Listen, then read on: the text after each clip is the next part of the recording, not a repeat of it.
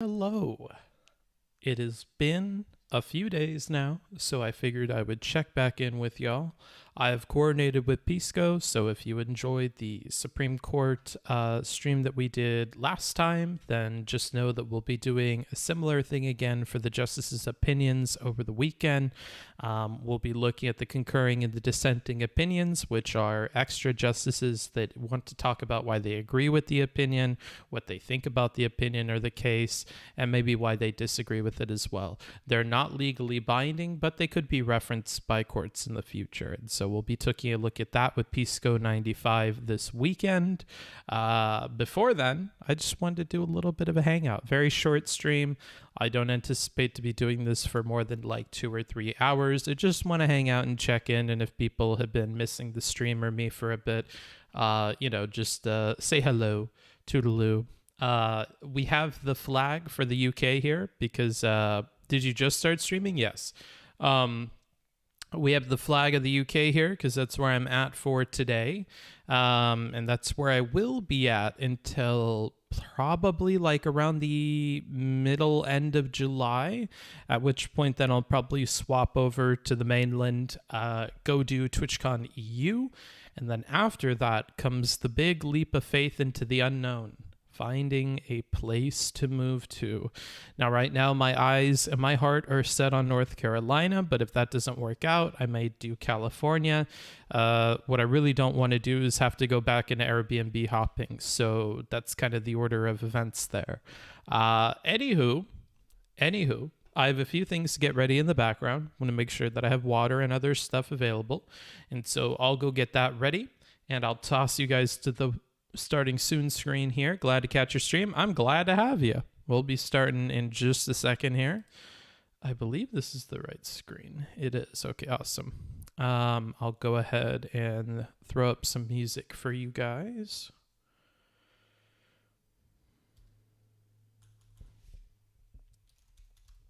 It feels like I haven't streamed in quite some time.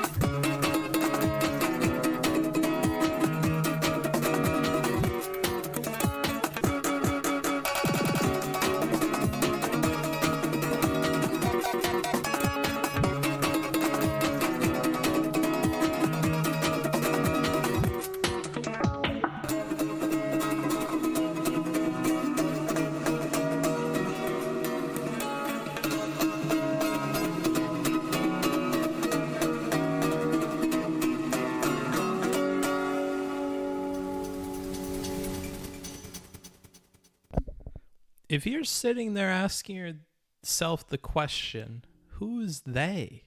Duped. They is you. You are duped. That's the joke. Don't tell anybody else when they get in here. But that's the joke with today's title.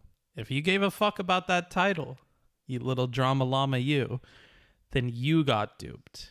And now you're big mad. Anywho. Next track here. Let's go with something we don't normally play. We'll go with this one.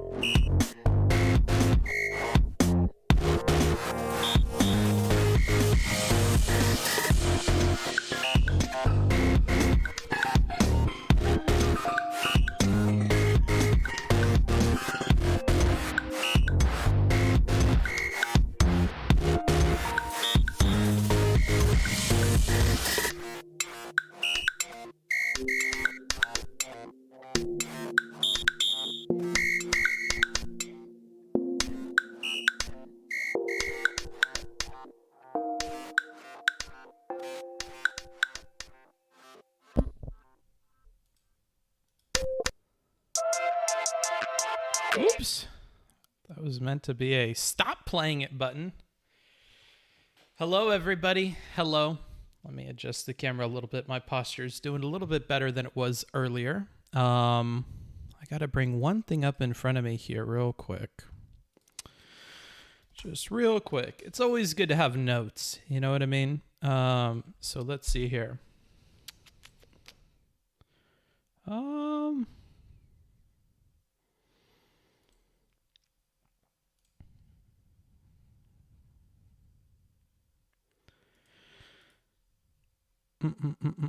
Okay.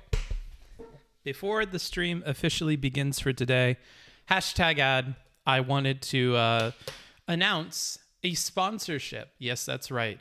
Now, I believe we should have, we don't have to for the deliverables, but we should have a command for it already, which I'm going to test out here.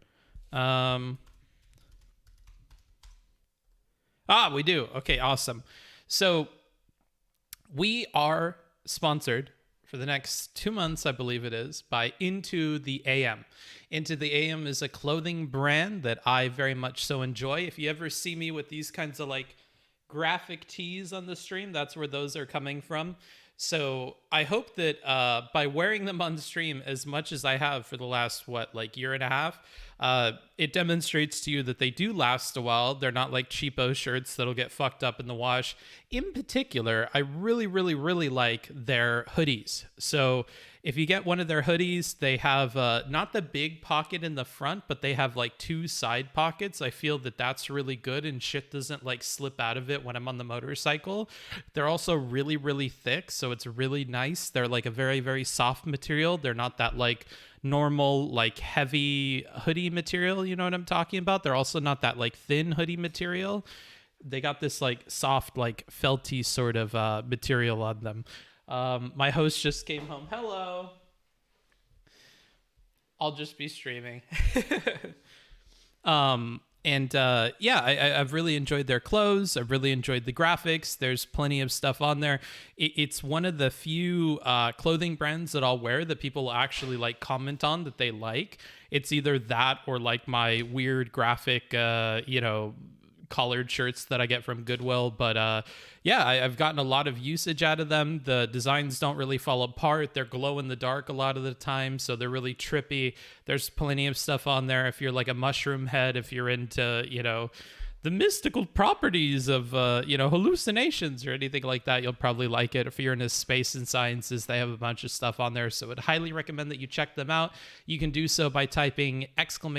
into the AM, all one word, in the chat, and that'll get you a sponsored link that'll give me a kickback for every order that you make on there. Big shout out and big thank you to them for sponsoring the streams these next couple of months. That's helpful, and hopefully we'll be able to do more sponsored stuff. It's definitely a product that I use and I like, and so it's easy to recommend them. Oftentimes with product placement sponsorships and stuff, like a bunch of wallet companies and whatever, like I get the product and it's not up to my liking. There's no fucking way in hell that I would plug it because I don't end up using it or it falls apart or something. This is a brand that has been with me since like I used to do video game streams and stuff. And when's the last time you saw me playing video games? So that should give you some idea for how long ago that was. So big shout out to Into the AM. And again, if you'd like to buy anything from their website, just use my referral link down below, and that helps out the channel. And big thanks to Into the AM for sponsoring today's stream. I have nothing but kind things to say about them and their brand and their clothes. So with that out of the way, today we're just doing a hangout, just chatting with you guys, just kind of catching up. The Midnight Kraken shirt Book is wearing right now is on clearance. It is. They have deals all the time. It's again one of the few companies where like I also actually enjoy when they send me emails, because when they have a bunch of stuff that's like 50% off or whatever, like the shirts are already like reasonably cheap and like reasonably affordable, but when they're like 50% off or whatever, it's like $10 for a shirt. So in my opinion, that's like comparable to Goodwill prices, you know what I mean? And you get like a brand new shirt. So I really, really enjoy everything that they have. Their stuff is a cotton poly blend as well, meaning that they don't feel as heavy. Just something I dig personally. Yeah, that's another good thing about them. Actually, the host that I was at last time in Norway, they had some Into the AM merch, and I guess they had sponsored a creator that they like. So another thing that's good about them is that they sponsor small creators. I may not be the first person to tell you about their brand. So yeah, I really like it. As Handel says, maybe I'm duping you. I would hope that with the frequency with which I wear their stuff, you would know that I'm not. Like I would say that more than half of the shirts that I have in my luggage are from Into the AM. So I get a lot of use out of them, and they don't fall apart. So, oh shit, you've been losing weight, Books? I don't think so. I'm still a fat fuck. Actually, my host just the other day asked if I wanted to go rock climbing with him. And part of the reason that I am a little bit hesitant is I get like so worn out if I like walk during the day or whatever. So I have to work on my physical fitness and get a little bit better. So it's a long journey to being, more healthy. But if the shirts look good enough to give you the impression that I've lost weight, then that's another good thing about the shirts. There you go. There's the ad. There's the ad read, and I hope you enjoy it. All right. Without further ado, let's get into it. So there are a few different topics that have been going on, a few different things that I've invested hours and hours and hours of my time into lately. I'm going to bring up Steam in front of me to see just how many hours I've logged on Space Engineers. Like, whether I'm doing email or, I'm on Discord managing things or checking BIA documents or whatever, there's a lot of downtime in Space Engineers. And Space Engineers is basically like kind of like No Man's Sky mixed with Minecraft. You're like base building and exploring planets and building spaceships. But the main focus on it is engineering. So you'll constantly run into problems that you'll need to fix in some way, shape, or form. You're dealing with gravity. You're dealing with, you have to calculate values for like how much thrust you're going to need to pick something up. And the weight and the mass of things and the volume is all different. So like your containers have like volume limits that they hit, but they don't have mass limits that they hit. And depending on the cargo you're hauling, the volume may be taken up very quickly, but the mass can vary a lot. You need to calculate all your thrusts based on mass. So like you'll fill up your ship with one kind of ore and then you think you're good to go and you have all the thrusts that you need. But then if you fill it with like really, really heavy, like steel plates or something, then it falls out of the sky and like, you're just constantly running into like engineering problems that you need to overcome. I have, in the last 2 weeks, I have logged 137 hours. In Space Engineers. So I really enjoy Space Engineers. In total, I've put 182 hours and I haven't owned the game that long. So maybe that'll give you some indication for how fun it is. But I've been no-lifing it with Space Engineers. So I could highly recommend that game as well. Wearing shirts that fit you, especially around the arms, will do wonders for looks. Yeah, that's a good thing. But yeah, I put a lot of hours in the Space Engineers. I should probably play it less. So that's been taking up a lot of my time and a lot of my energy and a lot of my mental faculties. But while I've been playing Space Engineers, I've also had the opportunity to binge and catch up on a lot of the YouTube content that I was behind on, because I do take periods of time off from YouTube because I am also a voracious consumer of YouTube and audio content. So I've been watching a lot of Linus Tech Tips lately. Like I've been catching up on Land Show and stuff like that. It makes me a little bit sad that Destiny doesn't seem to like Linus. I guess because he posts cringe political stuff on Twitter, but like I really like Linus. And then beyond that, I've also been catching up on Twitch drama. Apparently, Greek God X said some stuff about women that people didn't like because in his own relationship, he thinks that if he's the breadwinner, he wants his significant other to drop their job and to basically take care of the house and stuff like that. And that's what he expects out of a woman. And if she was Twitch streaming, then if she was going to be in a relationship with him, she would have to stop that and focus on the house.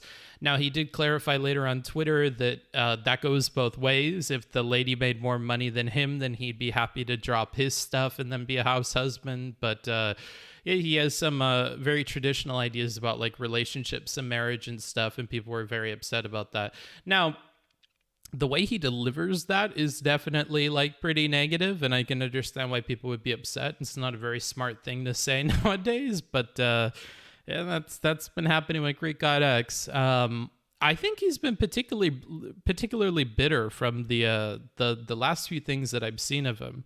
I don't know what's going on with that. He seems to have been a changed guy. Like, there was this period of time after he lost a lot of weight where he seemed like he was like really positive and whatever. And then there was a period of time after where he was like kind of toxic and hanging out with XQC and stuff. And that seems to be the trajectory that we're on presently. I do miss like positive Greek, but I only engage with him through clips and stuff. So I have no idea if these are just like the worst moments of his stream or whatever. And he generally still is a really positive dude, but I do remember watching a couple of streams after his weight loss thing, and he seemed like a pretty positive dude, so not sure what's going on there. What's up, Zap and Stewart? But yeah, so that's a brief note on that. Another thing I've been binging on YouTube lately has been missing 411 cases. So basically, the idea is some people disappear in national parks and stuff, or in state parks in the United States and Canada. And it's really mysterious, the cases in which they disappear or they die. Like they'll be really, really close to somebody and they'll be hiking in a group and then they just randomly disappear, sometimes within like 100 feet or so of the person who had last seen them, and within minutes, and on like well-hiked trails, or sometimes they're really, really trained people and they disappear in the wilderness and they had all the means to like make an emergency communication and they don't at any point, or you get a weird text message from them that seems to imply that they were fine and then they clearly weren't fine. Or in one case, like they found their feet inside of their socks, skeletized, whatever, and their jeans were like neatly taken off and placed over a log somewhere, or, you know, there's a lot of weird circumstances with these. Or like children will go missing in the woods and then will be found like 12 or 20 miles from wherever they had like last been seen. And it's like, if you were to have to walk it, there's no fucking way that a kid is like scaling a cliff and stuff to get to the places that they're found. And when you question the kids about it, they say weird things like, there was a mean grandma that took me away, or I went for a drive with cows, or they'll say like weird shit. So a lot of these weird like missing person cases or disappearances or you know, deaths that had happened in the national parks, they're all kind of put together. They have a bunch of other like weird criteria for it, like it's near boulders and near caves and in a wooded area, and like they put together these other random things. I think it's supposed to be like a conspiracy theory person thing where like they think it's like a Wendigoon. And if you don't know what a Wendigoon is, it's like a mimic of sorts that like native peoples have stories about and like colonizers have stories about, where it's something that like mimics the look of a person and the sounds of a person, but a lot of them have like weird giveaways that it's not very personally, like the way they respond to things is strange. What they kind of remind me of is the Predator from the movie The Predator. So like they'll mimic like whistles that people are doing or things that people say, but it's done in a kind of like unseemly way where it falls in the uncanny valley and you know it's not a person, but it's acting like one. So, you know, there's been a lot of those. I just think it's interesting when we have details about the case or how people were found or how far away they were found from where they disappeared. And so, you know, in case you didn't know this about me, I love like conspiracy theory stuff and like cold cases and whatever. So I've been binging a lot of that content lately. Lol, Wendigoon is a channel. No, Wendigo is the mythical creature. There you go, whatever. So Wendigoon is a channel that I've been watching a lot of, and their name comes from the Wendigo, which is the mythical creature. Good catch. I heard about that being a government conspiracy because it's happening in the national state parks. Yeah, so the conspiracy is that Teddy Roosevelt created the national parks and created an administration to deal with them, partially to hide the disappearances and stuff, and to like create a bureaucratic infrastructure for like investigating these things and for hiding investigations into these weird disappearances. Like, for instance, the FBI, when requested, will get involved with disappearance cases of children, but they don't get involved in disappearance cases for adults. And sometimes the FBI will randomly get involved with the disappearances of these people. Now, a lot of the time when I hear that stuff, I kind of just, it goes right over my head because it's like, well, the FBI could be involved for a number of different reasons. For instance, it could be drug related. Like, there's been a lot of cases of weird murders or disappearances that are linked to the drug trade. So like somebody saw a drug trade and then people went after them. I know that there's one case in particular where like a lead prosecutor in like a small town was involved with like illicit drug trade. Like they were part of the operation back in the 70s or whatever, when they were taking like boatloads of cocaine over the border with like airplanes and stuff and picking it up at random places. And maybe these two kids, while they were out hunting in the middle of the night, had seen them picking up a drug drop. And so these 5 people went after the kids. The real story, the official one, is that the kids were found on a train track, and as the train was barreling towards them, of course, it hits them because it can't stop in time. It's like a mile long of freight.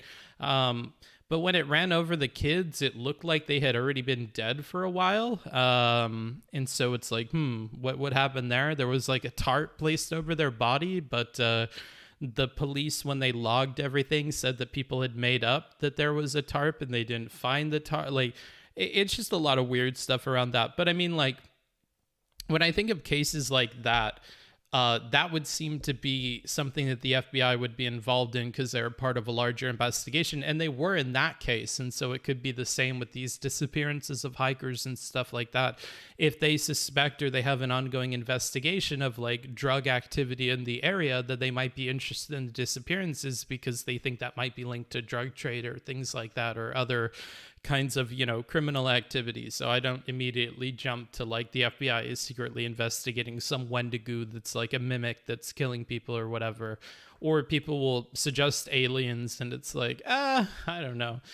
If we had more evidence for aliens and we knew they existed and you could somehow plug these things in, then maybe. But I don't know. It seems a bit far-fetched. If anything, I could buy into the Wendigo idea a bit more than those because it's about folklore and whatever. And maybe the natives understood something that we didn't about the dangers of the woods or whatever. But like that's one I'm more easily able to buy into than the other ones. And that's like a cryptid thing. So that could be a little bit crazy. The dupe is ongoing. Don't feel bad. Other more capable people have fallen victim to the dupe. Yeah, so the dupe in the title, the they is you. You have been duped. And now you're big mad about it. It's just a random clickbait title. Oh yeah, Technoblade, that's another thing in the news. Technoblade passed away, and if you don't know who that is, they're like a Minecraft YouTuber person who was pretty big. They had cancer. They got into stage 4 and ended up being terminal for them. And they recently, I think it was like even today, they put out a going away video where they wrote a short script and their dad read it out, and then he talked a little bit about how much YouTube meant to them and how much the audience meant to them. And I think Technoblade like apologized a little bit for plugging merch and being such a big shill at the end of their life, but then you kind of understand it a little bit when you learned what was going on in the background and whatever. So that's been in the news a bit. I mean, aliens do exist because chance to humans only existing is to a perfect zero. I don't really understand the statement, but if I were to kind of read it in the best way possible, I would think you mean to say that like aliens do exist because the odds that only humans are the only thing that exists is like close to zero. I don't know, because you're making inferences on inferences. I used to be a lot bigger on this idea that like, what are the odds that we're the only life in like the whole universe? But like, we don't really know, like microbial life, maybe that seems to make sense to me because the building blocks for it, the process of building it seems to be like it would be present on other planets with like a similar deal going on. But if we have a sample size of 1, it's really tough to like use science to kind of prove that the odds should be better for things happening. If we found like microbial life on meteors or on different planets that had like a similar atmosphere or makeup or whatever, then for sure. But it seems like every time we look, we don't find that stuff. And you have to also keep in mind that like life, as in like microbial life, and life as in like intelligent, industrious life, these are things that have so many different steps in between them to make possible, right? Like for intelligent life to develop like we've developed, there are so many other turns that life has to take that like, and it has to not get fucked with or get fucked with in the right way to make it happen. Like I'm kind of less open to that, or at least less open to the idea or the kind of smoke screen that it is scientific in some way. Because if we're trying to be scientific about it, I think the scientific answer is we have a sample size of 1 and we can't really make inferences based on that. But I don't know. Any creepy moments in your travels? No, not really. Maybe when I get back to North Carolina, I'll talk about a couple though. I mean, scientists found actual proof that other dimensions exist, and in 10th dimension, God apparently was Jesus Christ. I have no idea what any of that's about. Yeah, it turns out the chances are really slim that alien civs will exist nearby at the same time, 1 billion years dead, more likely. Yeah, I don't know. We see no proof of them and whatever, I think it'll be really interesting when we hit the day where we see evidence for life on like a different planet and we monitor them, but because we're like light years apart, there's no way to like engage with them, so we basically just keep up with them for thousands of years and like see them develop. I think that would be kind of interesting. That'd be an interesting place to be at. It would be a really worrying place to be at as well though, because it's like, what if we start seeing that they send something over and it's headed in our direction and whatever, like then there's going to be years of wondering, like, what is the purpose of that envoy and what is it for? And I think that would throw us into some kind of chaos about it. An interesting book on the topic that's a lot more doomer, or I should say like a book series. Oh God, what is it called? Maybe somebody in the chat will know. It's like a sci-fi Chinese book about it. Let's see. I'll find it with this one search probably. The three-body problem. So the three-body problem, I'll give you a short TLDR. It'll have some spoilers for it. So if you want to read it, then, pause and don't listen to me for 2 minutes here. The idea is that we hit a wall in physics on Earth, and we're wondering why we hit that wall. And one scientist figures out and receives a transmission from deep, deep in space after we sent a bunch of transmissions out in space to kind of be a beacon for other life forms. And the transmission that we get back is like, don't send anything else. Don't reply if this thing sends anything to you. Don't reply to this message. There are factions here, and there is a faction that will like cause harm to you guys. So stay quiet. And this scientist who's like super nihilistic and whatever, kind of like in the example that we talk about philosophically on the channel a lot about pushing the button to destroy everybody else, ignores the warning and responds anyways and tells them where we are. And then they start to send over something to Earth. The kind of physics barriers that scientists were hitting on Earth was caused by these aliens, and the aliens send over a probe. And so then humanity goes into like a few-year thing where they're freaking out about the aliens and know that they're coming and stuff like that, and know that physics is getting bungled up by them in some way that we don't understand. And then once they arrive, we like look at the craft that they send that's like perfectly smooth, like a teardrop on the outside, and it doesn't attack anything. So we figure maybe they sent this as some like welcoming gift or whatever, and they're not actually bad. And so we bring it into one of the ships and look at it, and it's got this like perfect crystalline structure and is, indestructible or whatever. And then all of a sudden, randomly, we realize it's a weapon, and we had amassed this whole like battalion of spaceships outside of Earth to like defend it if they ended up coming. And it's basically an inertial mass weapon, and it just flies through all the ships that are in orbit and destroys all of them in like one fell swoop. And then we realize, it was a weapon. Okay. The book is just about these evil aliens that end up coming, and they're so far beyond our understanding, and there's absolutely no way that we could fight back against them. And it's kind of about that. So if that sounds interesting to you at all, feel free to check it out. There's a lot more before and after the basic plot points that I gave. So there's that. For the people that maybe paused or muted, you can come back now. It's a book? Yeah, it's like a series of books. Imagine if humans get actual spaceships 1,000 years later and find alien life, but it's all primitive.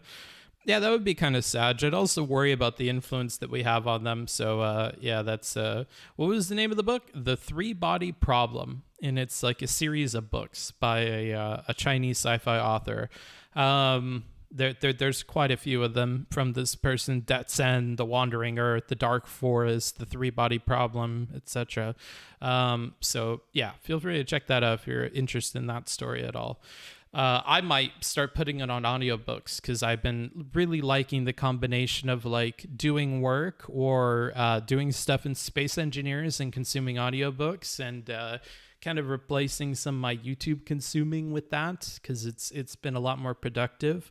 But yeah, that's been fun. Have you read anything from the Warhammer 40K? I don't read any sci-fi. I think the closest thing I get to sci-fi is like reading Dune. Like I've been trying to get through Dune. I have like the big like 3-book trilogy combination book that looks really handsome that I look forward to putting on a bookshelf in my eventual apartment. But I'm like barely some of the way through book one. Like I'm moving really slow on that. The problem with Dune is there aren't any good audiobook versions of it, despite how old and popular the book series is.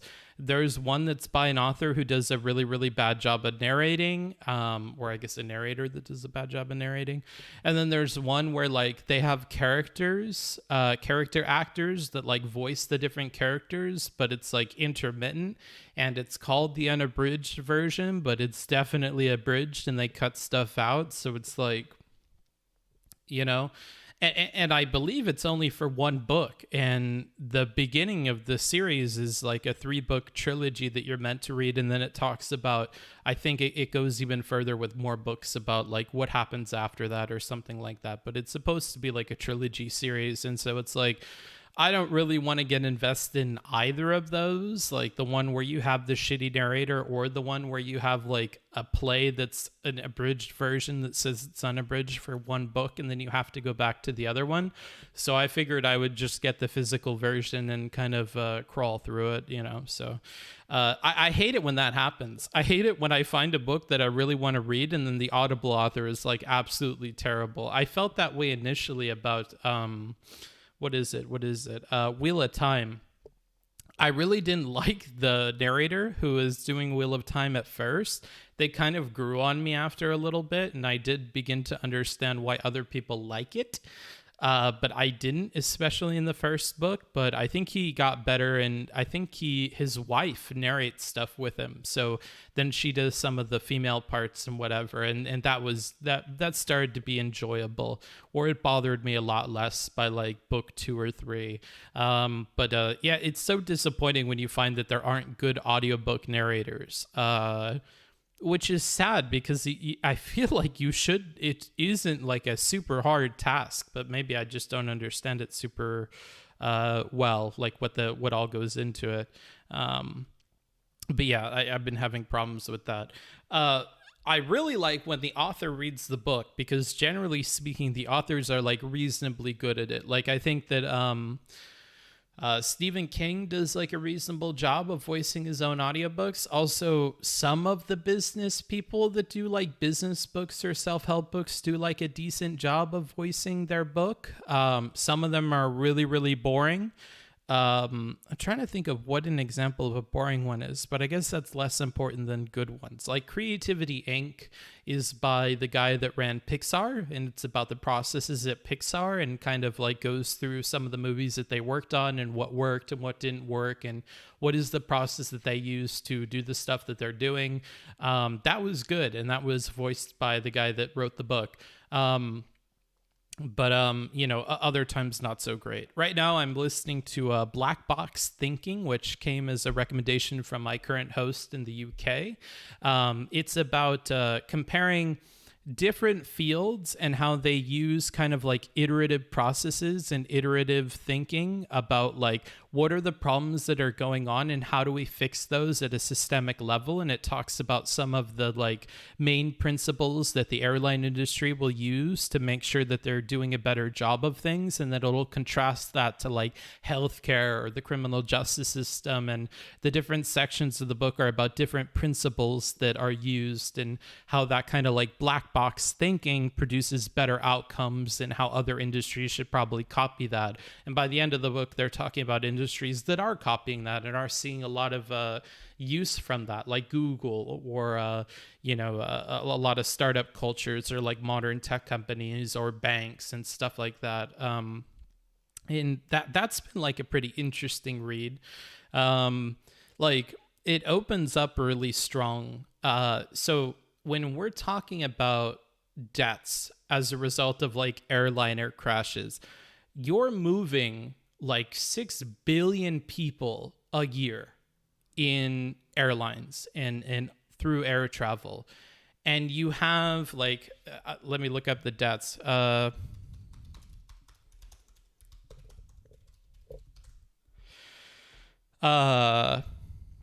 So like in 2021, you only had 176 deaths 176 deaths and you're moving like 6 billion people, right?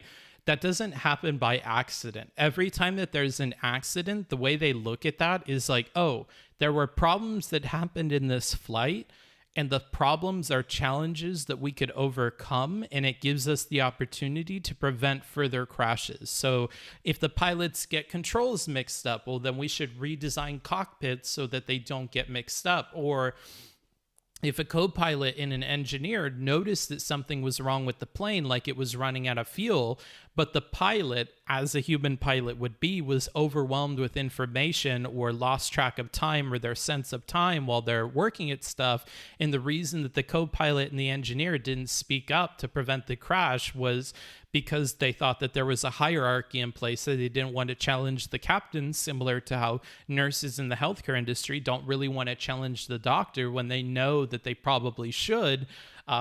Then there needs to be training about overcoming that kind of perception, really being willing to step on the pilot's toes if that means preventing an accident. So they changed training protocols and whatever, and immediately gave those training protocols to all the current pilots and all the future pilots to prevent that from happening. So every time that there's a problem, they look into how to fix it. And that desire to look into how to fix things is the whole reason that we have black boxes, is we want to know what was the chatter going on at the time that the airplane went down, because we need that data to understand why the crash had happened in the first place, why the accident happened. Another really good example from the book was, so there's this jetliner, and I believe it started from Egypt or something like that. It was coming from Egypt or going to Egypt. And it flies into Israeli airspace during a war. And so the Israelis are really, really concerned that this plane might be part of like a terrorist endeavor or something like that. It's flying over air bases and shit, and it's flying in like a contested area. Now, there were sandstorms and stuff going on, so there could be a reason why the plane is in the airspace, but they're not entirely sure. So these jets go up because they're not responding to radio transmissions, and they go to intercept the plane and talk to them. They're waving to the pilots, and the pilots are like barely responding, and when they do, they seem to acknowledge the commands, but they're not doing anything. They look at all the windows on the aircraft, and it looks like all of the blinders are down in the plane, and that seems strange to the Israeli pilots, because like, even if it's during a nighttime flight, or even if they're playing a film on the plane, odds are that all of the blinds on the plane wouldn't be down, right? So they're constantly trying to communicate with the pilots. When they tell the pilot to ground themselves, they seem to respond that they're going to ground themselves, and they don't. They just keep flying. And now at this point, they're flying over an Israeli airbase. And then all of a sudden, after warning the pilot, after shooting it over the wingtips and giving warning shots with tracers, the plane beelines it towards the airbase. And so at that point, knowing that all of the blinds were down, knowing that the pilots are giving like shifty responses to what's going on, knowing that the pilots aren't responding to radio transmissions, the Israeli Air Force makes the difficult decision to shoot down the plane. So then they shoot down the plane, it goes down, and it ends up being that there was no hijacking, there was no terrorist effort. It was legitimately a plane full of like 100-something people.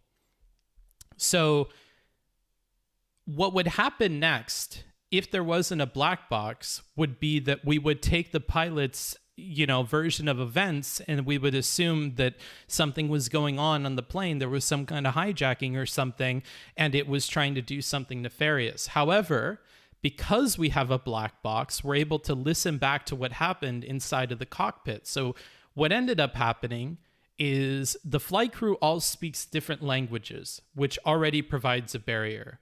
What had happened is they had to divert because of the sandstorm that was going on. They were trying to get radio ping transmissions back from the different airfields that they were supposed to land at after that, and were confused. And at this point, you can imagine there's a lot of hectic things happening in the cabin at that point, because they've been diverted, there's sandstorms going on, they're not getting the ping signals back from the airport the way that they're supposed to. And then all of a sudden, they're intercepted by these Israeli jets. Now, this whole time, they're in contact with the people that are a part of the Egyptian air base, which is apparently at war with Israel. And when they're contacting the Egyptian air base, because Egypt and Israel are at war, Egypt has no idea about Israeli fighter planes that are up in the sky. When they're intercepted by these pilots, they assume that they're Israeli or they're Egyptian pilots.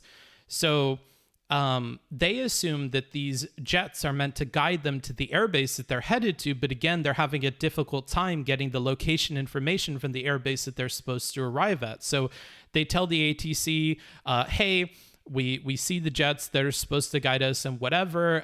We're good. We're headed there. We're still trying to receive location data from the place. We're having a difficult time with that. And then the planes shoot over the wings. And they're like, hey, tell those fucking fighter jets that you sent that they're fucking shooting at the plane and that we're following the instructions. We don't have the location data. We need the location data to know where to land, whatever.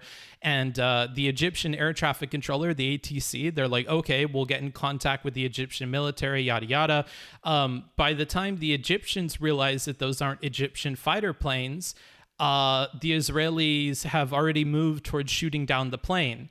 And it isn't until moments before they were shot down that somebody notices the Star of David on the wingtips of the planes and realizes the mistake that they've made in assuming that those were Egyptian fighter jets and trying to contact the Egyptian ATC to figure out what's going on with these Egyptian fighter jets.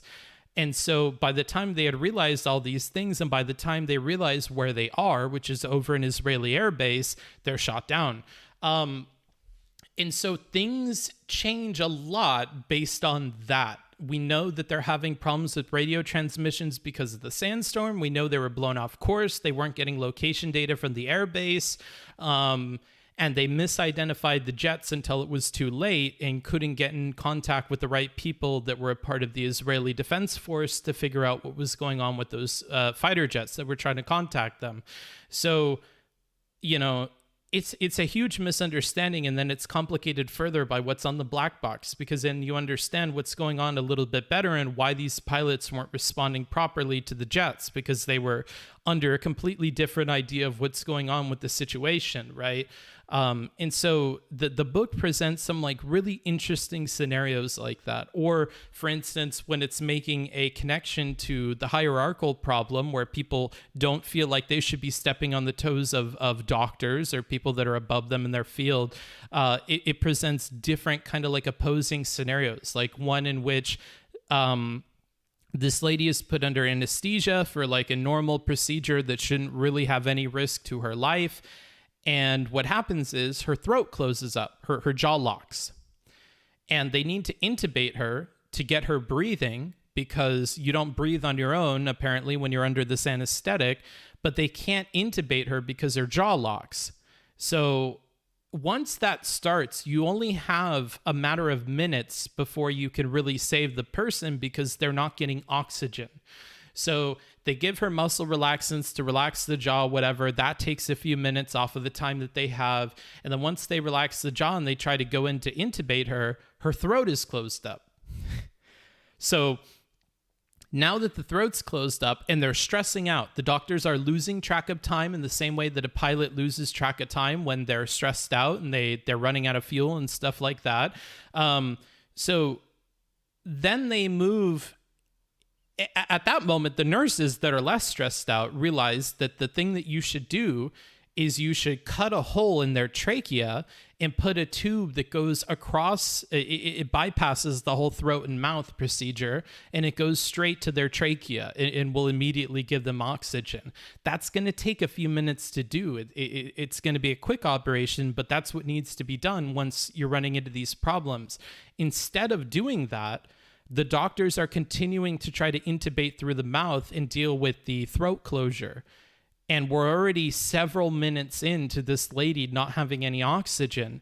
But all of the nurses are afraid of telling the doctors that they should do something different because the doctors surely know best. And perhaps they've already considered this. Perhaps it would be a distraction if we were to bring it up, and it would shave minutes off of what is already a really tense situation where you have like 20 minutes before this lady gets brain dead because she has no oxygen, right? So they don't say anything.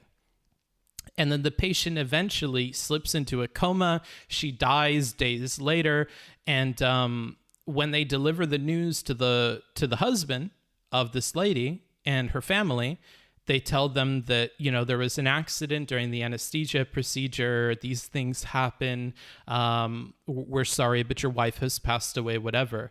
And that happens a lot. It happens all the time. You're not given all the details about what went wrong with the procedure when it goes wrong. You're given these kind of vague ideas about there was a complication, things went wrong, her throat closed up, whatever. There's a lot of kind of blame, and there's a lot of like avoiding confronting what the problem is. Whereas in the airline industry, if there was a problem like that, there would immediately be an investigation into what systems and procedures allowed that to happen and how do we close those gaps. But that doesn't happen in the healthcare industry. So in the healthcare industry, you don't learn from that situation. You're not able to act on it the way you would in the airline industry. But this husband didn't accept that as an answer at all.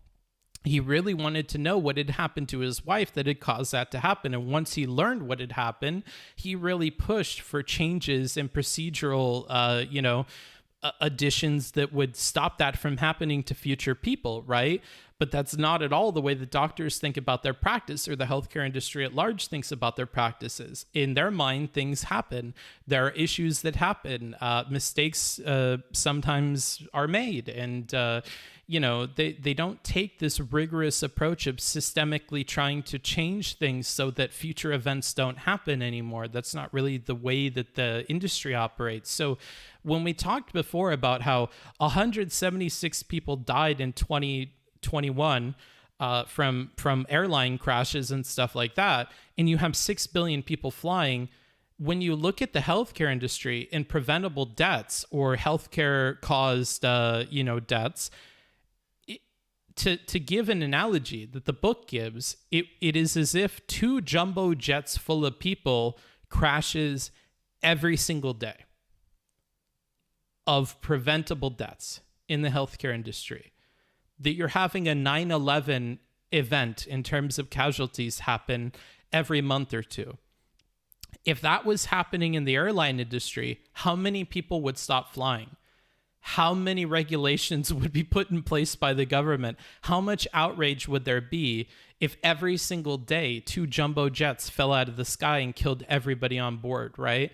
So why do we accept that in the healthcare industry? Why do we accept completely preventable deaths happening over and over again without these systemic changes? So that's kind of what the book focuses on, and it's been really interesting to read through. And they don't just talk about the healthcare industry; they also go into like criminal justice with like, people getting wrongfully convicted, and they talk about how the kind of cognitive dissonance, which I know is like a buzzword nowadays, but I think it's important to understand why we're so adamantly against admitting to mistakes. They talk about politics as well.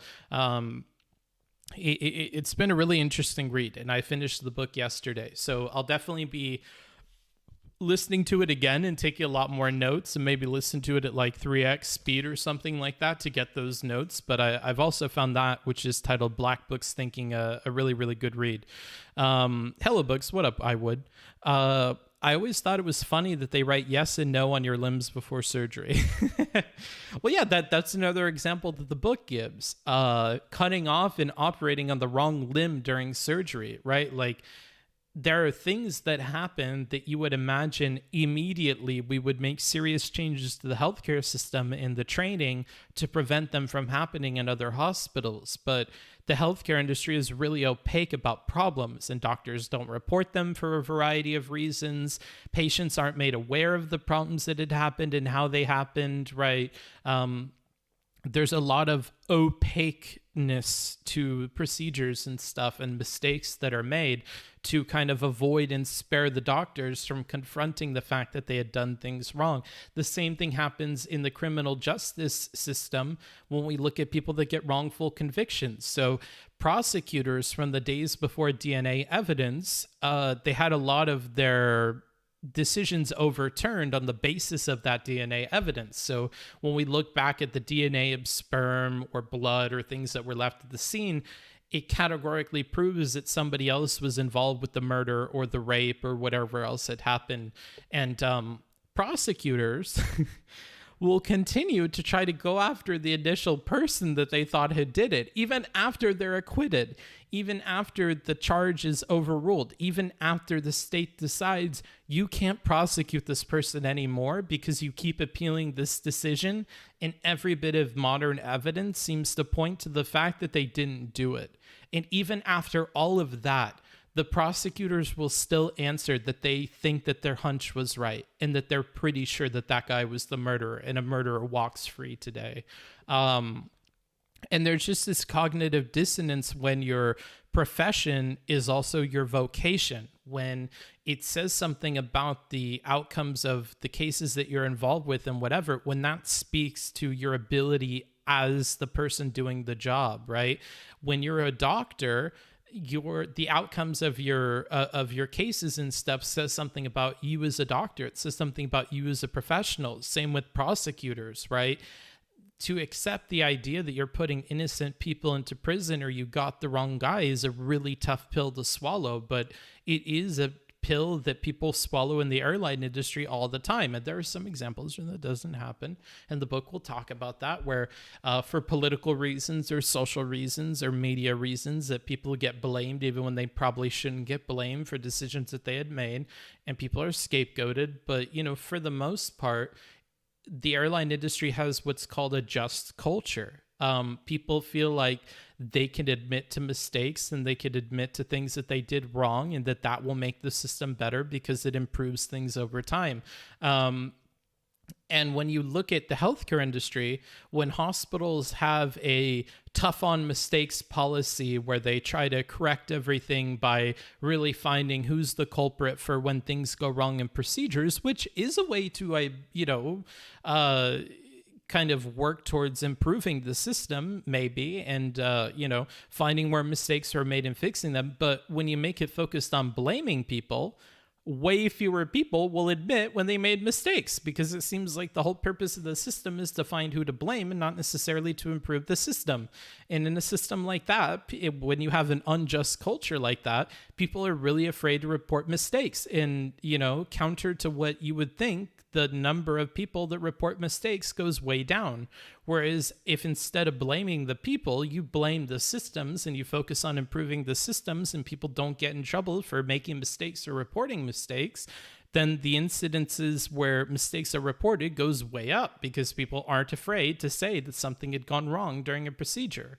So often there are right-headed or like your heart is in the right place with the thing that you did, but the outcomes would prove that that's not the way to do it. And so the book talks about that stuff as well. Can someone inform me where book is currently? Oh, I should probably put that on the screen. I am in the UK. I'm in Manchester. As the number of cases increases, you brutalize yourself and the collateral damages seem to carry less weight. Sure. The airline industry, as I've learned also, is very stringent about every step of the process. I didn't know this, but basically when you're working on planes and stuff, especially ones that are getting run all the time, like the jumbo jets and whatever, at some point after a few months of running, the procedure for servicing them basically involves taking the entire plane apart and putting it back together again. And in the process of putting planes together or repairing them or servicing them, every single part, you're tracking what metallurgic factory that had come from, what block of ingots it came from. You're tracking every single part, every single screw, every single knob is attributed to a long list of the people that had worked on the plane. So with every single change that's made to the aircraft, a name is associated with it over the entire life of the product, starting from when it was a piece of metal, with who had touched it, who had serviced it, who had worked on it. And so you have this long system of data, this long list of people involved, so you have accountability at every single stage of it to see what had gone wrong and who had done it. And then we can investigate into what went wrong with that procedure, or what went wrong with the servicing, or what went wrong with the metal on the part. And when a problem is discovered, then you can go through every single bit of service that one person did, every single part that had come from that metallurgic compound. You can track all these things back because there's a lot of transparency in the system about every single thing that had happened to the aircraft and where everything had come from. There's a lot of accountability baked into the system. So like if you're somebody servicing aircraft at any point, you can just flat out reject a part or reject working on a part. You can look at a part and go, not quite good enough. And the servicer has to then go and get you a new part. No questions asked, right? Because if something were to go wrong with that part, your name is attached to it and you would be fucked in the event that something went wrong with it. You are one of the lines of defense to make sure that a shifty part doesn't get put into a plane that might cause problems later, right? There's all this accountability baked in, and the whole industry recognizes that. So there's a lot of power at every step of the process to make sure that things aren't happening that are wrong. And it was just incredible to learn about, both from my host and from the book that I was reading. I have a friend who is a family judge, and she says she has to deprogram herself from becoming insensitive and treating people as a simple case number, or just be suspicious of every family member of child protection or child protection agency worker. Sure. That was another thing mentioned in the book, is like childcare workers. When you create a blame culture, like England did around a particular case of this kid that the parents were harming, they didn't blame the parents. They went after the child service worker who was supposed to be in charge of making sure that that kid wasn't abused. And because of how hard they went against that person and how much it impacted that lady, a ton of people just dropped out of the industry, and they had so many vacancies that the few people that were left had to take on a caseload that was way beyond what they could reasonably work with. And so the people who were rallying against, through the media and through social media and online and in real life, the people that were going after this one child care worker because they wanted better care and better attention paid to this kid, in a kind of reversal of fortunes, they fucked over millions of kids because it made it to where people didn't want to work in the childcare industry anymore because they were afraid of being blamed for something like that happening. And so, there's an entire media culture around blaming people in an unjust culture in the media that also kind of compounds on these issues and makes it a lot more difficult to improve upon these systems. Because if you have an unjust system in the media, then it's going to make people not want to work in those industries. And rather than helping things by finding someone to blame and then pinning it on them, it hurts the whole industry because fewer people will get into it and fewer people will contribute to improving outcomes for kids in this particular case. So yeah, that Parts Things was a small narrative in a George Lopez TV show episode. Oh, I didn't even know that. But that was interesting to me to learn about the parts and stuff, and learn about the kind of power that airline service technician people have on the process, and how like I asked my host, I was like, okay, so when you're doing that, does the service provider get upset that like you're requesting a whole new part? Do they challenge the technicians on that? And he's like, no, they can't really say anything to that person. It's a no questions asked thing that you just go get another part, because and I was like, okay, well, why don't they just pass the project on to a technician that would be more okay with doing that? And he's like, well, there's a whole culture where nobody wants to fuck up. And if one person rejected it and that's on the ledger for what had happened with the aircraft, nobody else is going to just accept that part, right? Like, they're going to get the part, they're going to talk to that person, they're going to look at it, and they're probably going to reject it too. So it's not like you can just skimp on it, right? Like, you're going to kick the can down the line, and the next person is also going to see that there's a problem with it, and they're not going to approve it. Or just on principle alone, they're going to reject the part because they don't want to get fucked either, and you're trying to fuck them at that point, right? So that's not really the way that things work, and it's reassuring to hear. Aviation is heavily regulated, thankfully, and I think more stuff probably should be. Like, I've talked before about how I used to do essay writing for people, right? And I used to help them with their classes and stuff. One of the groups of people that I would help with their classes and with their papers were nurses.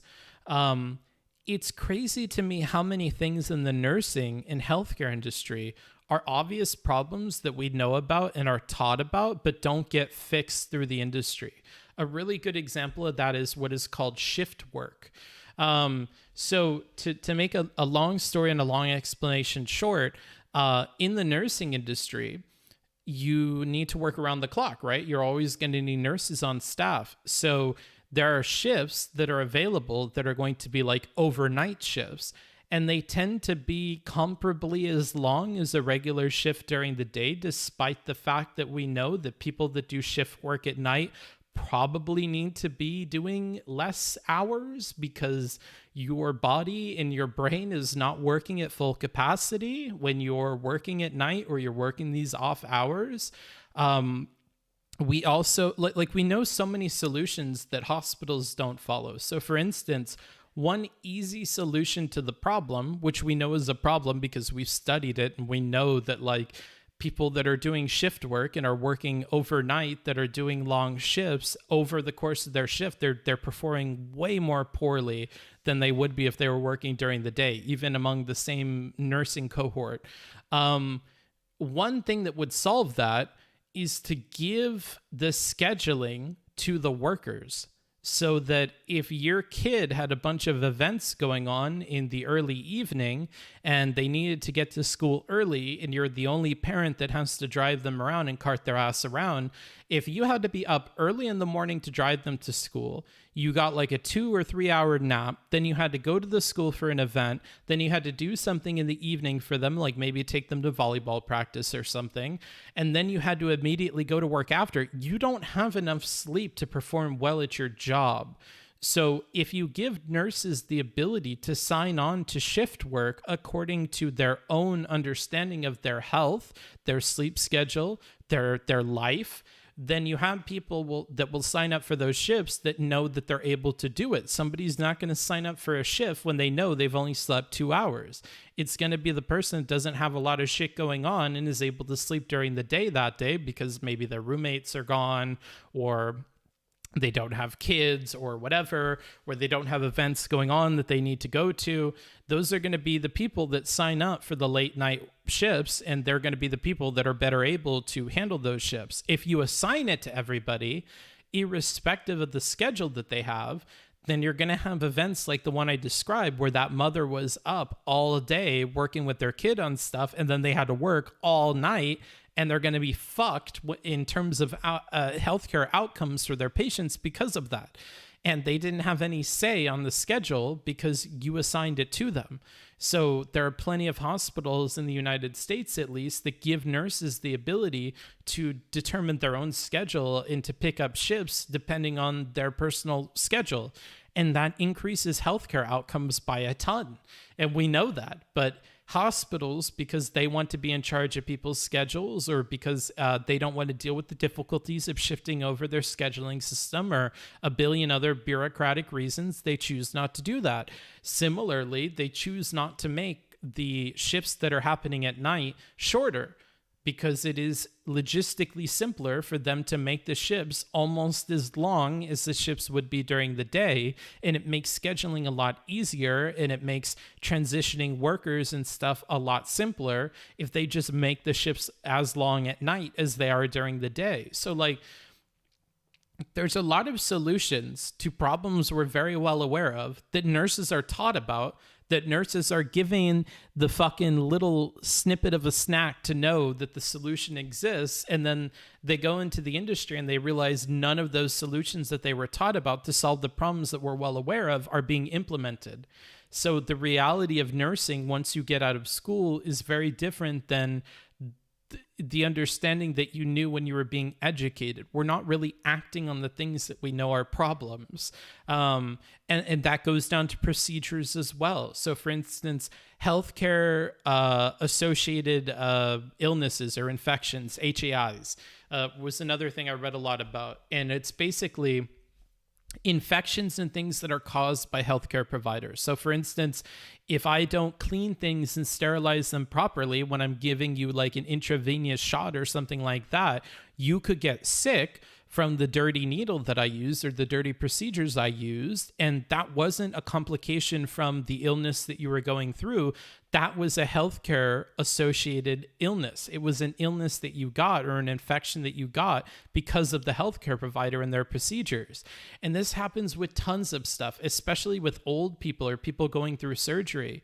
Because another example of this is taking care of skin infections and pressure ulcers. So if you're bedridden all day and you're frail and you're weak, you have to very carefully monitor everything down to the moisture level of the skin.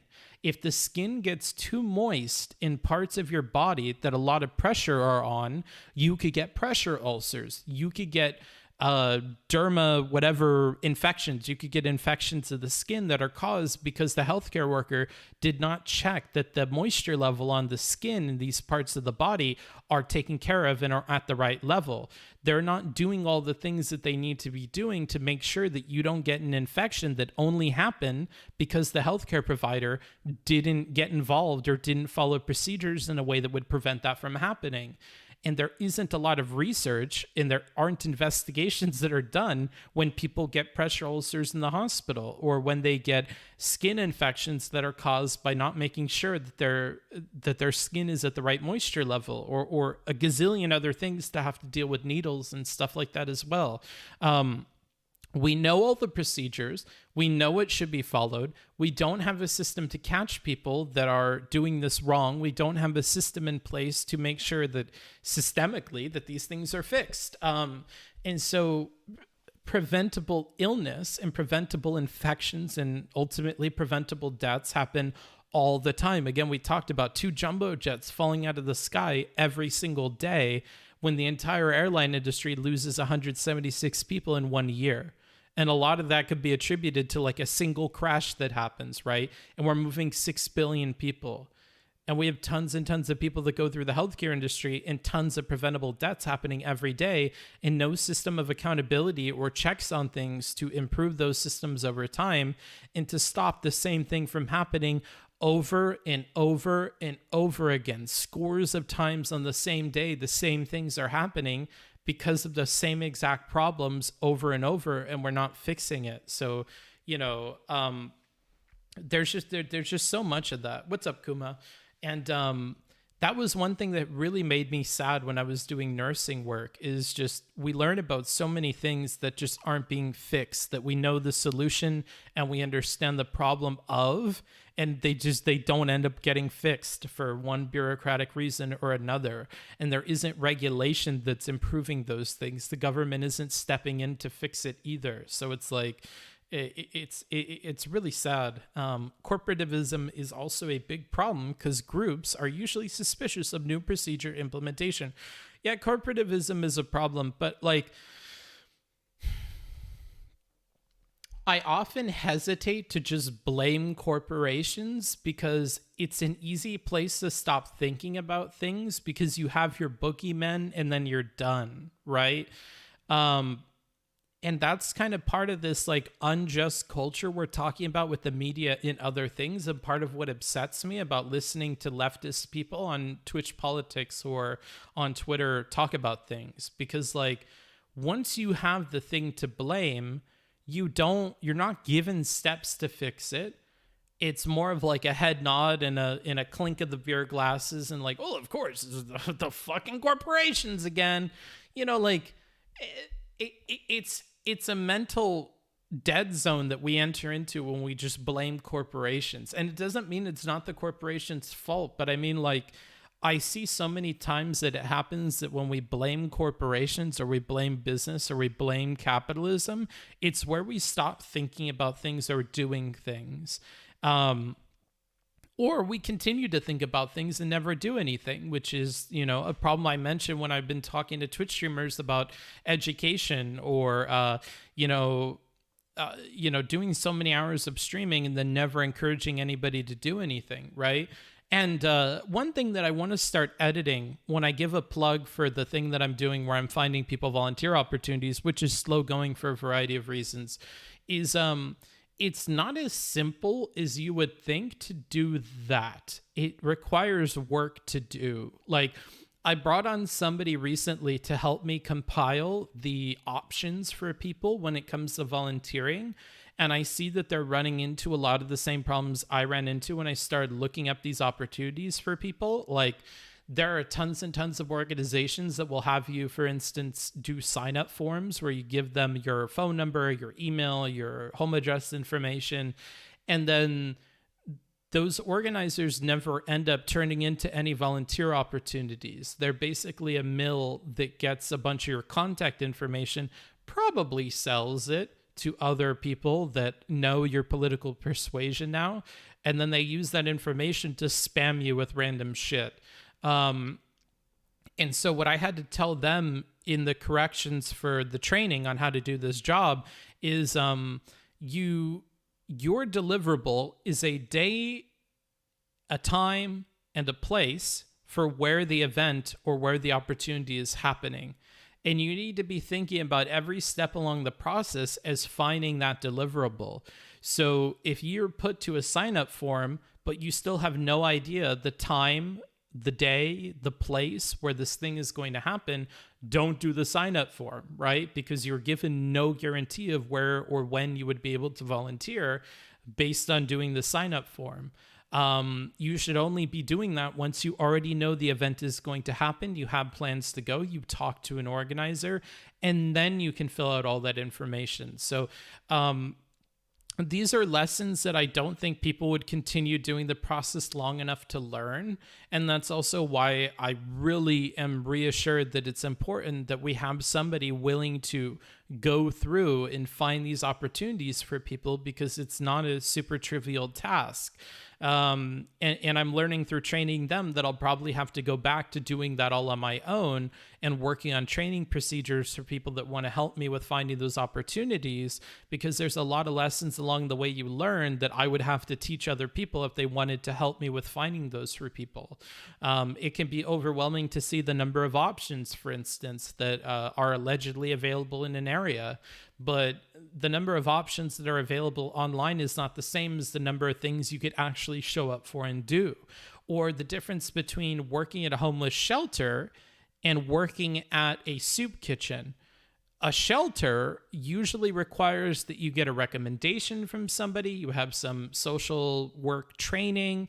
There are a lot of barriers that will be in place for volunteering at a shelter or working at a shelter that are not going to apply to working at like a meals by Wheels program or volunteering at a soup kitchen or things like that. And until you do this, it's not reasonable that you know the differences between those two things. So you could spend a lot of time, if somebody tells me, hey, I want to work on the homelessness issue, you could spend a lot of time trying to sign them up for shelters when you should be spending that time signing them up for soup kitchens or for the Meals on Wheels program. And so there's just so many things that you have to learn that I've learned that I need to write up documents to train people on if I want to have them help me with that. And that's something I've learned the last few days. Honestly, it makes online politics massively depressing. You tune into streams / read tweets, and it's exclusively, everything sucks, the system is broken, we're doomed. Being realistic doesn't have to mean being doomed. No, it's not. And I think that A big reason I want to push for the activism and get people involved is once you understand the complexities involved with fixing something, even if it is really, really hard, you feel confident in knowing what it takes, and then you're more okay with how much effort it takes to fix it. You kind of come to terms with where your place in the system of fixing it is, and you start to appreciate the small gains that you could make as an individual on fixing things.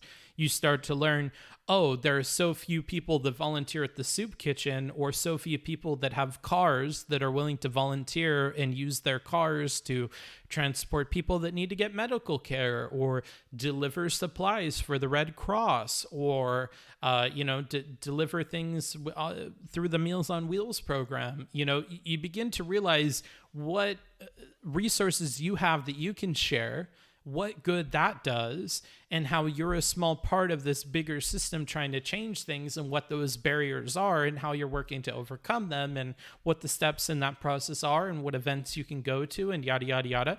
Once you have that idea of everything, I think it becomes a lot more possible to accept that you can't solve every problem in the world, or that every problem in the world isn't so easy to solve, and that you're doing your part for the one corner that you can try and clean up. Whereas if you never get involved with anything, you're just constantly thinking there are simple solutions to all these problems, like when I was talking about healthcare, that people ought to be doing and they're not doing, and everything is fucked because the corporation is stopping it. And then it's very easy to stop there and not think about it further and dissuade yourself from ever getting involved, and then that's the end of it. And you were never a part of any kind of solution that would actually do anything. You're probably not doing very much by showing up to like some random BLM parade or protest or something. Or if you spent the same time that you spent that whole day at the BLM protest, instead you had showed up at like a hearing about a sheriff in your town, you could do a lot more, right? And you don't learn those things unless you try to get involved in that way. And so that can be tough. You're right, Book. By going after things like this, we are more effective at actually taking the corp's powers away from them. Yeah, exactly. And you're not going to be able to do it overnight or do it instantly, and your part in that is probably going to be small and whatever, and you kind of just have to accept that to some extent. And it's a lot easier to accept when you see the small gains that you're making, and then you focus on that. I think Riley Grace Rochon is a good example of that, right? She learned that she could influence policy by getting involved at local hearings in Maryland and coming up with scripts for people to read. And instead of spending all of her time coming up with info docs for how you could argue with people on the internet against transphobes, she dedicated all that time and energy she was spending into that to doing these hearings and prepping documents and stuff for those people. Because every single hour that somebody spends at a hearing delivering a script that she wrote about trans healthcare or trans advocacy is going to be way better spent on that than it is going to be prepping argument docs for people on the internet, right? And so, I think the deeper you go into these things, the clearer the path forward is for you, and then that becomes a lot nicer to a nicer place to be. Concentrate on small, doable things instead of obsessing over large, unmovable issues on your own. Yeah, for sure. It's a lot of that. I live in a nursing school city that messes up surgeries pretty often. There's also a lot of nurse suicides in the adjacent parking garage. Yikes. A lot of that going on. So that's kind of the stuff I've been up to. I just wanted to do like a quick stream where I caught up with you guys and talked to you a little bit about the stuff that I'm doing. This weekend, so starting tomorrow, we're going to be streaming with Pisco to go through the concurring and dissenting opinions from the Supreme Court justices on Dobbs v. Women's Health Services. So if you're interested in the last stream, if you supported during the last stream, that's very, very cool of you. I do appreciate that. If you're somebody who watched that and enjoyed it, or enjoyed having Pisco on in particular, just know that I am working to do more of those, and those are coming down the pipe tomorrow. I look forward to doing more of those. If we're doing analysis and we're spending all this time going line by line through online arguments and stuff like that in Twitch poll, similar to Riley Grace Rochon, I've just started to realize that those efforts in that time is probably better spent on like real life things. It may not get the same number of views, but those views are each a lot more valuable than the views that you get for like the entertainment stuff. And you can make a lot more money doing the entertaining stuff. I get that. When I streamed the Mr. Girl thing, I got like over $1,000. I do understand the financial and the viewer incentive and the brand incentive is to do those things. So, you know, I will continue to incorporate debate reviews and stuff, especially if I know it's going to be like financially viable. But in terms of like my activist brain and doing things that I think are good, I'm not deluding myself into thinking there's anything accomplished by watching Mr. Girl for 11 hours, right? The good that I'm doing in whatever, that's coming from a smaller stream, which is going to be the Supreme Court brief stuff or looking at the opinions, right? And so I think that especially once I move back home to the US and I have a lot more time every day where like I don't feel bad that I'm sitting in an apartment and not enjoying all the things that I ought to be enjoying in the places that I'm traveling to. Once like I'm in a more domestic situation, I see a lot more of my hours going into that, a lot more of my hours going into the volunteer stuff, which I'm super behind on, and really focusing on that. And business stuff as well, of course, you know, making sure that I'm able to make rent and food every month and whatever by making sure that we're getting out debate reviews that are on topics and people that are going to get views and are going to get the money, right? Because it's a separate incentive for me. But, you know, through sponsorships like the one I mentioned today with Into the AM, again, you could do !into the AM, all one word, and you could buy some stuff from here and support me through doing that. Let them know that it's worth it to do the sponsorship deal with me. Taking on more sponsorship opportunities like that is also definitely something I'm going to be working more on, because that's going to make more for the stream, and perhaps even plugging more of my, my off-stream working. So if you didn't know, you could hire me for tutoring. You could hire me to help you with your papers and stuff like that. You could hire me to do private reviews. So if we're not going to cover a particular debate that you want to cover, if you want to look at President Nixon versus so-and-so political candidate, people are privately commissioning reviews for that content. And so I go through it. I take all my notes like I normally would for a review. Then I go into a private call with you, give you my notes about that, talk through that, answer questions about that. And then we do that. And that's something you could commission to do. And that definitely supports the stream and gives you some content that you otherwise wouldn't get on the channel. Same with tutoring stuff. You could pay me per hour to help you with tutoring. Do you have a big paper coming up that you want help with? You could use !work in the chat at any time. You could go to the Twitch chat, do !work, and that'll give you a link to a Notion document with pricing information about what the process looks like, all that stuff, and we could get started on that. The people doing that also really support the stream. I have one in particular that I've been not responding to for a while, so I need to make sure I get a date set with that person to do their stuff. But that's also stuff that I'll be able to do a lot more when I have a more stable lifestyle and I'm in one place all the time. All this traveling stuff really takes away from my ability to do that stuff. It kind of mentally drains me, as well as, taking time away or stressing me out, because I really want to like do a bunch of stuff when I'm in a place, and it doesn't often, work out that way. And, streaming, of course, will take full days off my plate from being able to do stuff. And I have to kind of work on the fly to balance those interests and whatever. But, once travel is off my plate and I'm basically only worried about, working on stuff and building a home and, focus on more domestic issues, I think it becomes a lot easier mentally to have the kind of RAM, the random access memory, or having the mental will and fortitude to kind of work on the projects and dedicate the extra hours and brain power into the projects that I think I should be spending time on, like reworking the Patreon, which I've been talking about for months now. Thank you for that. I do appreciate it. Any parameters for what content you'll review? No, not really. It's just totally down to your budget, you know? If you're asking me to review something, generally just multiply the length of the content by 1.5 or 2 times the number of hours, and that's how much it's going to cost you to do. If you don't want to sit and talk with me for a while, I can just give you my notes afterwards and you could look through those. But yeah, no, there's no like parameters on what I would review in that case. I know you're not a fan, but focusing on things we can do is why I prefer the majority report group on than Twitch politics. Very politically active community. Sure, yeah. So you know that's yeah. Like it's just that they take time to prep, and I'm learning now I should probably try to book time with an expert. And, you know, we have plenty of those on Twitch, like Pisco or Bastiat or people like that. Or not so erudite on topics regarding like psychology and stuff like that, or therapy or treatment.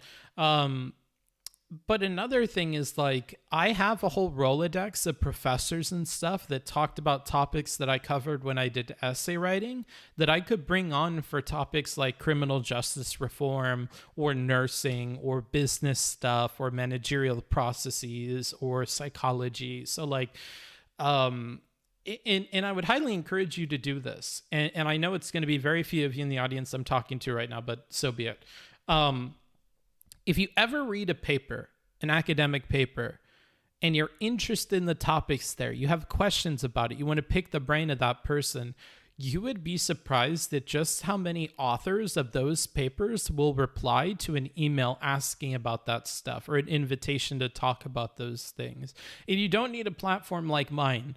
You could easily structure your email to be very short with like 3 main numbered questions, and they will respond to you often in depth with answers to those 3 things. Those authors really wish that more people would pay attention to their work. They're putting hundreds of hours and oftentimes into the research that goes into those papers, and they're very happy when somebody takes an interest in that. One creator that I think does a really good job of this, and somebody I'll try to emulate moving forward, is Adam Ragusa.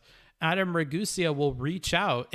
Adam Ragusa is a cooking channel. He talks about cooking from a more scientific perspective. So if there's a modern myth about like flour content in dough, or should you put oil in with your spaghetti to make it cook better, or why do you salt pasta water, you know, why doesn't pasta just come with salt already, these kinds of things. He finds researchers that have written papers on these topics, he reaches out to them, and then he makes a video in collaboration with them talking about why we do particular things in cooking, or why something should work one way and not another way, or the way that certain food products are created or regulated, or things like that. And so I think moving towards that in a more kind of like journalistic, you know, direction would be something cool to do in the next couple of years.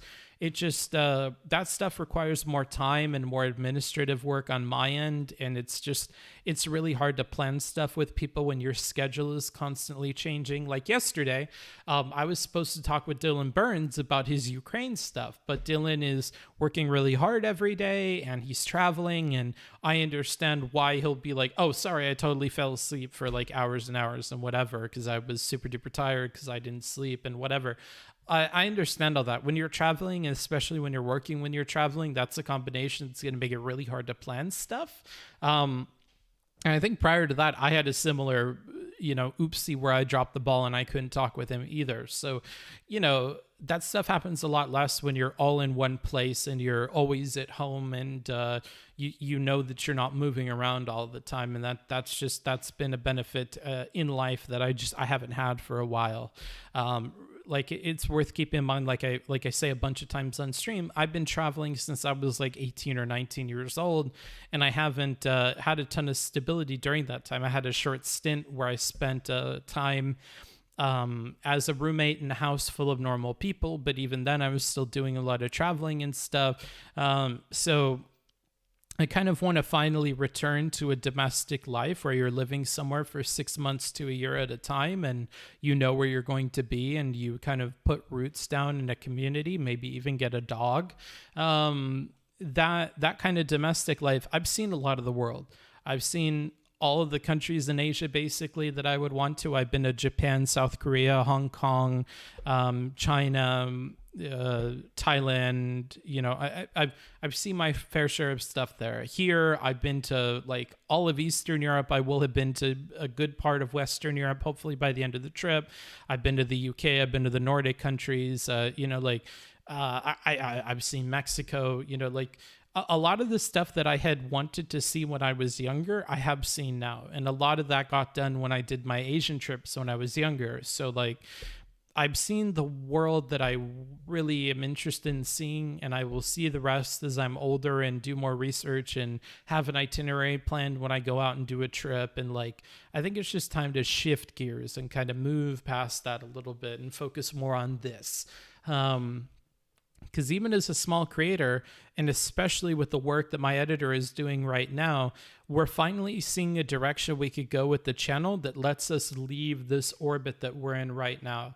There's been a lot of talk about this for months now, about like, where am I going to go? What am I going to do? I definitely want to get out of this Twitch politics space. And now we see a direction that we can go, a transitionary period where we're doing more educational content that kind of mimics what you would see from like SciShow or Philip DeFranco or like other educational or news YouTubers, because my editor and I have been working pretty closely on developing a style and a format and infographics that will show up in videos that helps kind of tell the stories of things that are happening right now in the world and in the news. And I have the research chops to make that happen and deliver on that in a timely fashion. And knowing the way they'll edit stuff in advance helps me to prep content in a way where I know it's going to show up in a YouTube video.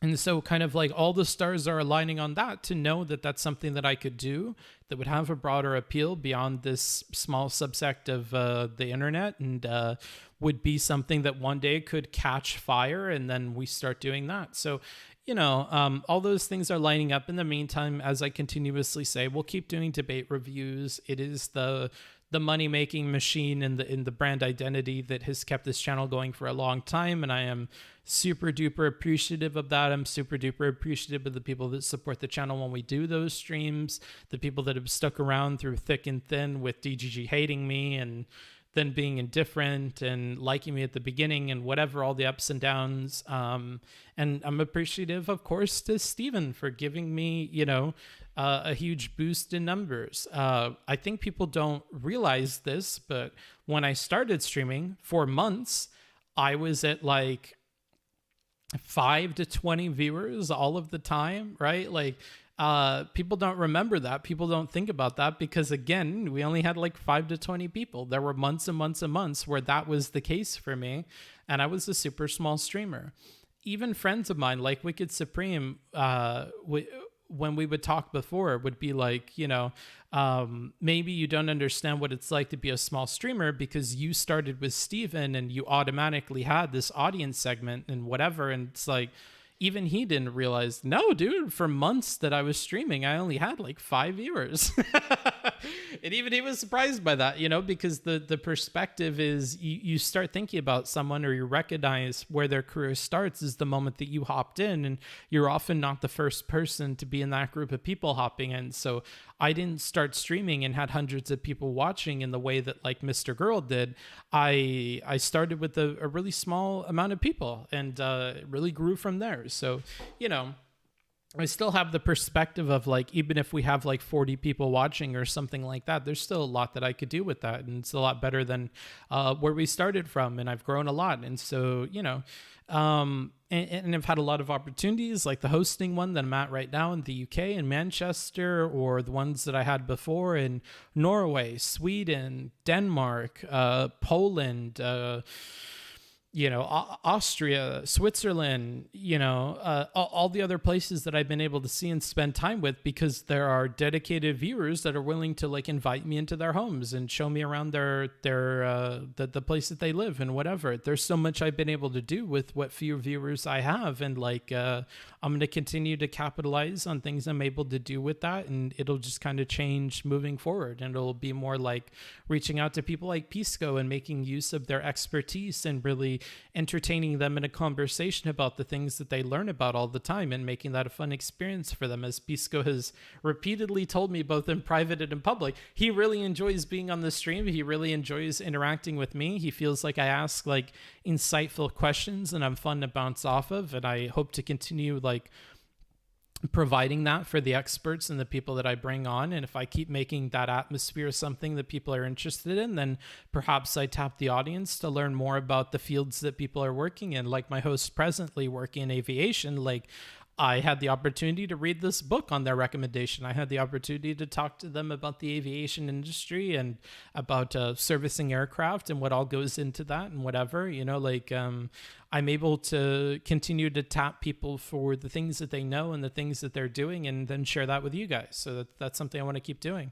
5,000 SEK from Daniel Brockman.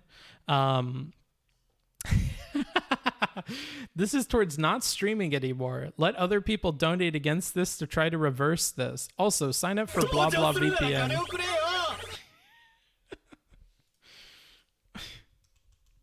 I'll let that play then. This is towards not streaming anymore. Let other people donate against this to try to reverse this. Also, sign up for blah blah VPN and blah blah mental health. They are huge supporters of this. Also, this money goes towards getting a tiger instead of a dog. If anyone wants to reverse this, then you better start bringing out the donations to me. There you go. And in case you didn't know, that's a huge donation. That is $486 US. So that's huge. Thank you, Daniel. Thanks. I really, really appreciate that. I don't appreciate the nod towards not streaming anymore, but you know, perhaps when I start my domestic life, I start doing more IRL stuff, or maybe I get like a normal job, or I go back into tutoring or essay writing or any of the other things I did that I really liked. But I think that I have a platform and I really like it, so I'll probably keep streaming no matter what. Because also the other thing is, and today we talked about a lot of these different things, and I want to go back to doing this with the stream. When I learn about stuff and I'm able to share it with you guys, I could turn you guys on to stuff that I think is really cool. And when I used to do essay writing, there was a lot of essay writing stuff that I would incorporate into the stream that I think made it interesting to the people that initially started watching the stream, because I would talk about topics like the healthcare stuff that I talked about today that I have personal experience with, and you know, in a lot more books and stuff that I'm reading, like Black Box Thinking, and kind of bringing those principles onto stream. When I'm done with stream today, I'll probably go back to listening to some new audiobooks that are on my list of things that I wanted to get through, and then try to bring those on stream and talk about them a little bit more. And yeah, that, you know, I think that streaming, unfortunately, despite your very large donation, will probably not stop. But getting a tiger instead of a dog is definitely a consideration. I hear from Jared Kushner and other people that it's surprisingly cheap. Apparently that is the takeaway you were meant to get from the Tiger King series, but I think you were meant to think the opposite. But no, I'll probably get a dog. Do you listen to audiobooks at normal speed? No. No, not at all. Generally speaking, I'll listen to audiobooks at like 1.5 to like 1.6 on the first read through. And then if I'm reading through it a second time, I'll put it at like 1.8 to 2.5. It really depends on the narration. So another thing that I'll do if I actually get like the audiobook itself is I will convert that into a file that I can put in my podcast app. How many hours am I up to now? So the podcast app that I use, it's called Pocket Cast, and there's an alternative version for iOS that has this feature as well. It cuts silence. So if I start playing one of these, it'll trim the silence, and it has 3 different levels of trimming that you could do. In total, it has saved me, so it says, 100 hours, 37 minutes and 35 seconds of silence. And audiobooks have a lot of silence, okay? And that's not counting a lot of my audiobook listening. So it'll cut out pauses or music or things like that in the Overcast. Yeah, that's the other option on iOS. I just mine is free. whereas that one's $10 a year. But yeah, so Overcast is one that I would recommend if you have iOS, because they have a lot more features than Pocket Cast does. But if you have Android or you use a computer, I would say use Pocket Cast because it's free and does the same thing.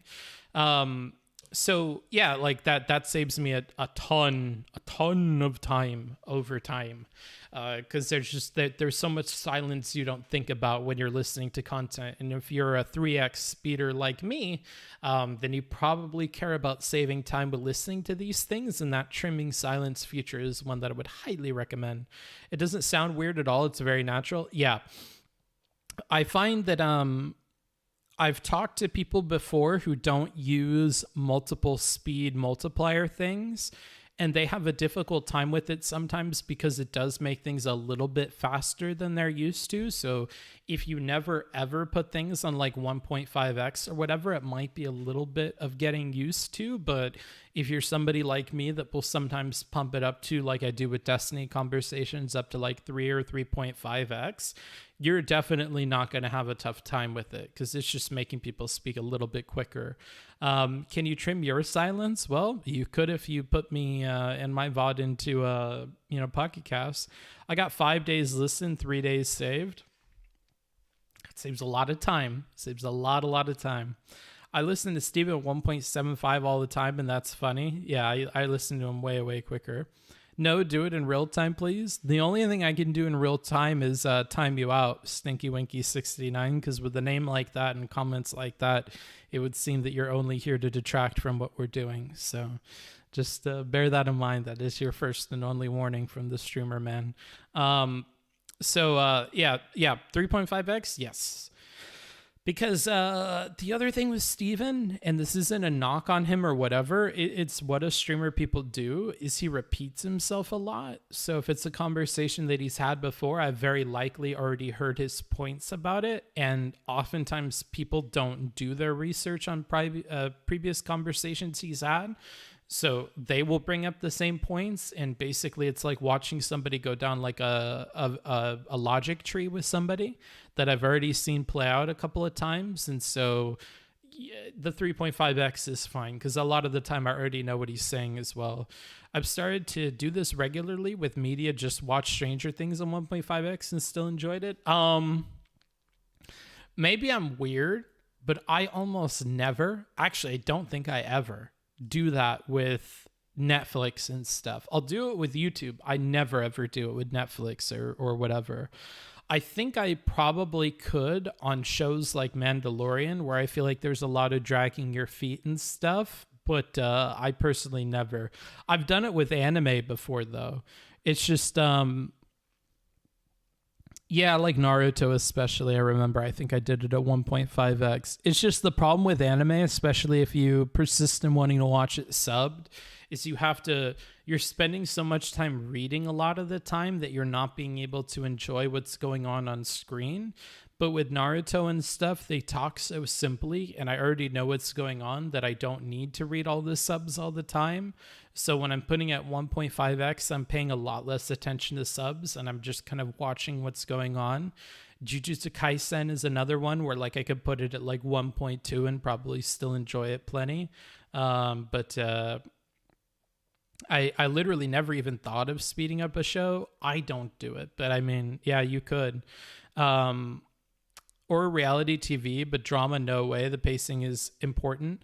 It's not even that the pacing is always important. It's like, for drama, it's just like the movie itself is like important or enjoyable. Like, for instance, I've watched Iron Man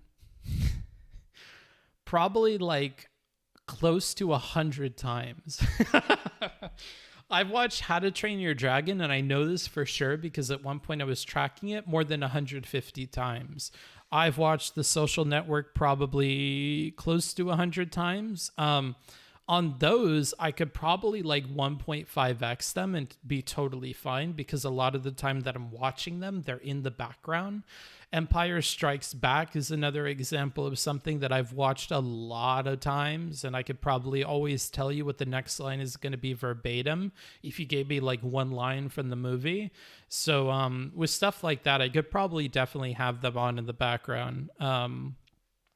What? Really? Yeah, because when I used to do essay work, I would often have a movie on a second monitor, and I would listen to it while I was doing work. It would either be that, or I would have this radio show that I really liked called Kevin and Bean. And Kevin and Bean would record all the talking portions of their radio show, and they would put that up online, and I would listen to that like every single morning when I would do email and stuff. And if an email got intense, then I would like pause it. But like with essay writing stuff, there was a long spreadsheet of like phone numbers, names, and things that needed to be done with people. So like if I'm waiting on edits or something like that, I need to follow up with somebody to make sure that their professor received it, or they did this and that. And my morning was often spent sending like 50 different text messages out to people asking for updates on various things. Same with the editors and stuff like that. And that's why I know if I cut back on the traveling, I have done it before and I could probably do it again, where like every morning I'm just spending time following up with people and going through my spreadsheets, and I could keep up with all the tasks and stuff that I need to do. Because like with the BIA in particular, with the Booksmarts Intelligence Agency, I think a lot of the reason why everybody has taken 10.5 years to contribute what they need to be doing for the documents is I haven't been pestering them every day to do it. And if I had the time and the consistency to pester everybody every single day the way I used to with editors and with essay writing clients, then I could easily get all of that done for sure in a timely fashion every single week. Because every day I would just spend 1 to 2 or 3 hours in the morning just DMing everybody and whatever, and then updating my spreadsheet with where they're at with stuff. And it also makes it really easy to track over time who's not doing anything and who is doing stuff. So like if I look at my logs for like the past like 7 days, and it's like, oh, they're constantly saying they're doing something and then nothing ever gets added to the document, I would have editors like that too, that like they would push it until the last second every single time. And then the assumption becomes, because they're not giving me a deliverable every single time I'm texting them, they're probably not doing anything until the very end. And so like patterns of behavior in people become a lot clearer when you're consistent, you're logging interactions with them every day. Same with tutoring clients as well. Like if the parent would never book an appointment until like the weekend, then there's no point in bothering them during the week. I would just message them on the weekend and really knock something out and get something scheduled. But you don't get to see those patterns unless you're like logging it all the time. So that's what I got to do. If you're a victim of sexual assault or know someone who is a victim, please spread this video. Cool. I am unfortunately going to time you out because it has absolutely nothing to do with what we're talking about. You're lucky you know Japanese so you can have anime in the background. I don't know Japanese. It's just like you can get the vibe of what's going on from listening to it. Like if you already know the plot points of what has happened and what's going on, you fill in the gaps in your brain. It's not that you understand the language. It's that you know the story beats and you generally know what people are saying. Cinematographic, which I don't think is the way of spelling that. Timing in film is very important to the aesthetics in the media. It really depends on the film, but yeah, they try to. How important that is, I don't think. Can we get a Social Network monologue? No, we cannot. Imagine speeding up Monogatari. It'll make Destiny sound slow. Yeah, that would be one that I probably wouldn't speed up. Rather than do that, I'll probably just not watch / read whatever. Sure. I mean, that could be the option you go for. It's not the one I do. That absolutely is how you spell cinematographic. It's a funky word. But I won't argue with you. Anywho, now that we're divulging into arguing with the chat, it's probably time for me to go. I hope you guys enjoyed this brief catch up. Again, I will be live tomorrow. If you're interested in the shirts, go ahead and check out Into the AM. And I'll talk to you all later.